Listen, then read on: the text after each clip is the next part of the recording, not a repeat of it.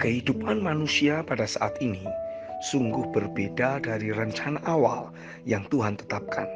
Saat Tuhan menciptakan manusia, mereka langsung berada di dalam sistem kehidupan di mana mereka tidak perlu bekerja dan menabur untuk makan.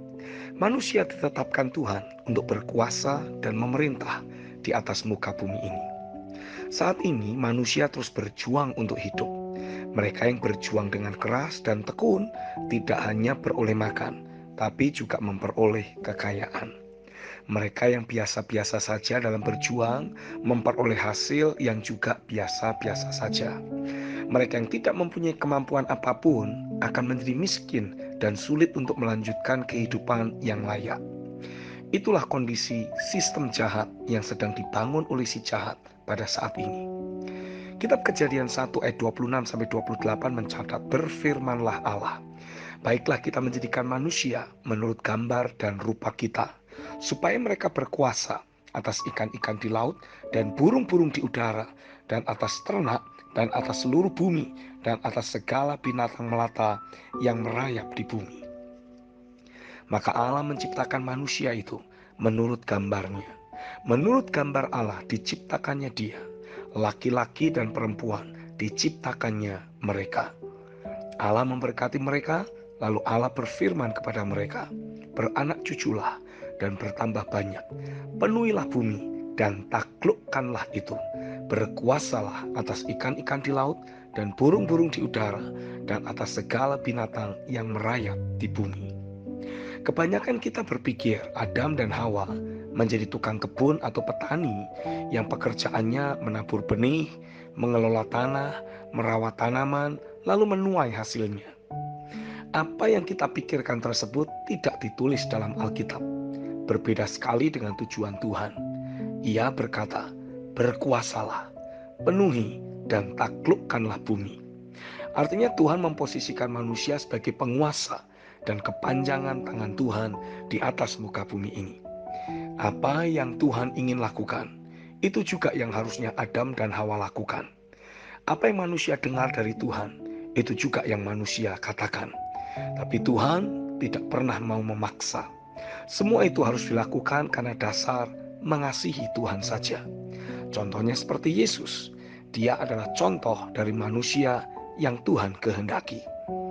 Catatan dalam Yohanes 5 ayat yang ke-19 mencatat, maka Yesus menjawab mereka katanya, aku berkata kepadamu, sesungguhnya anak tidak dapat mengerjakan sesuatu dari dirinya sendiri, jikalau tidak ia melihat Bapa mengerjakannya. Sebab apa yang dikerjakan Bapa, itu juga yang dikerjakan anak. Yohanes 5 ayat yang ke-20, sebab Bapa mengasihi anak, dan ia menunjukkan kepadanya segala sesuatu yang dikerjakannya sendiri. Bahkan ia akan menunjukkan kepadanya pekerjaan-pekerjaan yang lebih besar lagi daripada pekerjaan itu, sehingga kamu menjadi heran.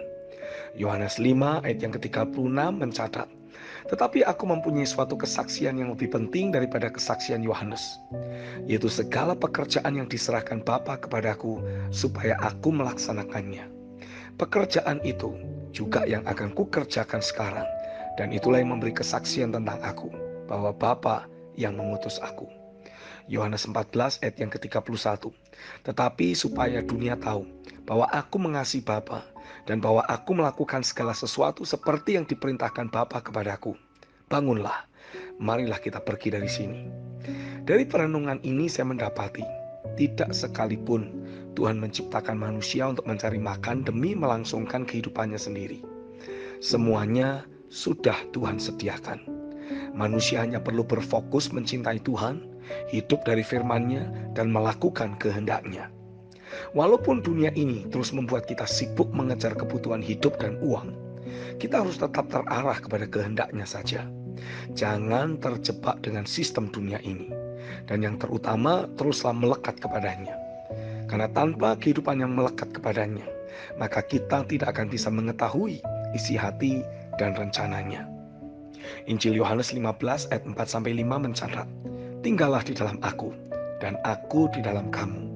Sama seperti ranting tidak dapat berbuah dari dirinya sendiri, kalau ia tidak tinggal pada pokok anggur. Demikian juga kamu tidak berbuah jikalau kamu tidak tinggal di dalam aku. Akulah pokok anggur dan kamulah ranting-rantingnya. Barang siapa tinggal di dalam aku dan aku di dalam dia, ia berbuah banyak. Sebab di luar aku, kamu tidak dapat berbuat apa-apa. Inilah esensi kehidupan kita yang sebenarnya, melekat kepadanya. Hidup dalam realita hadiratnya saja. Jika kita melekat kepadanya dan hidup dari firman-Nya, maka hidup kita pasti akan melakukan kehendaknya di atas muka bumi ini. Apa yang telah direncanakan Tuhan pasti akan tergenapi melalui hidup kita. Amin.